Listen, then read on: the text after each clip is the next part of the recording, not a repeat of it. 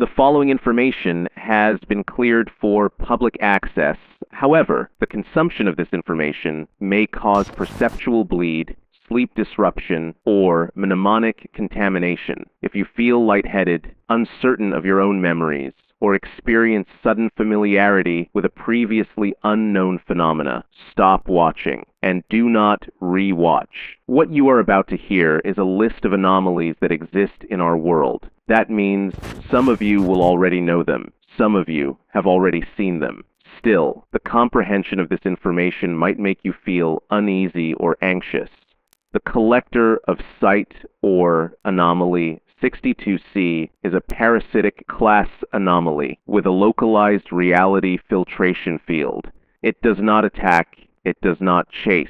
It enters homes at night, typically between 3:12 and 3:44 a.m., and removes the eyeballs of sleeping individuals or animals with no visible incision or trauma. The most problematic effect is that no one notices. Not the victims, not their families, not the authorities. It has been reported that individuals missing their eyes can still see, so to speak, and they continue to function normally, walking, working, conversing, despite having completely hollow sockets where eyes should be. Eyelids blink as if something is still there. Photos and mirrors show the absence clearly, but no one reacts. The anomaly is believed to create a reality filtration field in an area, which is why this absence of eyes cannot be noticed by others residing in the affected area. The victims describe being able to see perfectly fine, even without their eyes.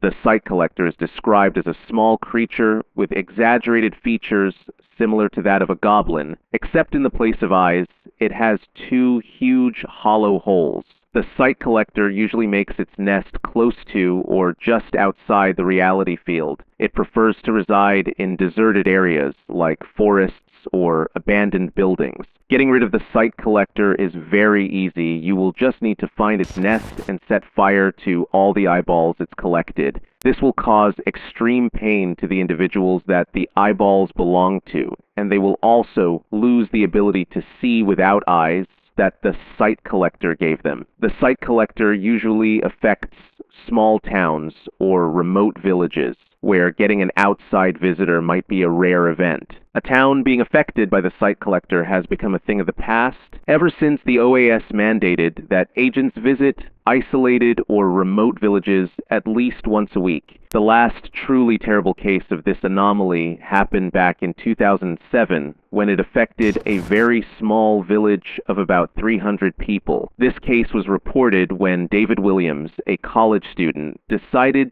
to visit his family during spring break.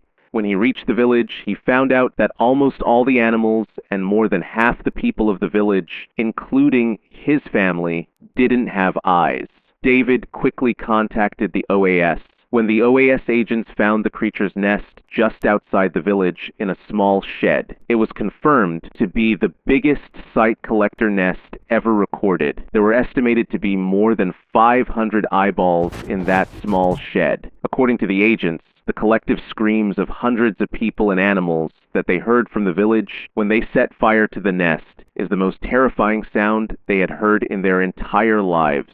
Even though it is extremely rare, here are some signs to watch out for if you believe your locality might be affected. Cats, dogs, and birds might have empty eye sockets but continue behaving normally. The entity usually starts with animals before it starts going after humans. Affected individuals might have a hard time reading or writing. If the nest is close to the area, you might smell a foul odor similar to that of rotting meat. Please report any such signs to the nearest OAS center. The all-knowing beast, or Anomaly 36B, is a stationary cognitive entity located inside a naturally formed cave system within Forest Sector 6. It is referred to informally as the beast that knows. It emits deep, guttural growls and snarls from within the cave, but has never been physically seen or documented. The inside of the cave registers as a cognitive dead zone. This anomaly possesses a single horrifying ability. It answers any question. If you stand at the mouth of the cave and speak your query aloud, or sometimes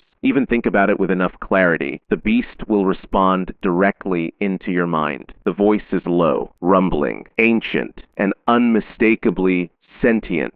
There is only one problem: if the question you ask leads to an answer that your brain cannot process, whether due to emotional, existential, or informational overload, you die instantly. No screams, no pain, just collapse. Internal autopsies reveal instantaneous neural liquefaction. OAS designates this as cognitive burnout syndrome. You don't get a second chance. There are no warnings. The beast does not withhold the truth. It simply gives you what you want. Do not attempt clever or trick questions. It knows what you mean. Some of the known safe questions are: will I get married? Did my father love me? What number am I thinking of? Where did I lose my passport? What animal am I most like? Known fatal questions. Is there a God? What really happened during Event Zero? What is the true shape of the universe? What does death feel like? What is the OAS? The Office of Anomaly Safety currently treats Anomaly 36B as a low threat. No attempt to enter the cave has succeeded. All OAS personnel or machines vanish as soon as they enter the cave's threshold. Despite objections from some groups, the OAS has made it perfectly legal to visit this cave. We encourage you to visit the beast if you're ever visiting Sector 6. It is a fantastic experience, and the beast can answer your deepest, darkest questions as long as you're ready to hear the answer. A kiosk installed outside the forest trail now offers question templates, waivers, and body retrieval disclaimers. If a loved one is deceased after asking a question, their body will be recovered within 30 minutes of you requesting retrieval from the kiosk, unless the person is seen entering the cave, in which case there's nothing left to retrieve. We hope for your understanding and compliance. Anomaly 94D, Vaknethra. A face, bland, slightly familiar, impossible to describe clearly, begins appearing in dreams, sketches, and peripheral vision. Exposure is usually through secondhand imagery production like someone else's drawing, making it virally transmissible through observation. Once perceived, victims exhibit the following symptoms. Victims begin seeing the face everywhere. The face appears in crowds, glass surfaces, or memory recall. Eventually, the faces of family and friends start looking like the face. Emotional responses to real people become entangled with feelings meant for the face. Victims have reported falling in love, experiencing grief, or feeling familiarity with the face, but above all, feeling a deep sense of respect and loyalty towards the face. Eventually, the victim's own self-identity begins eroding. They speak of becoming the face or wanting to look like the face.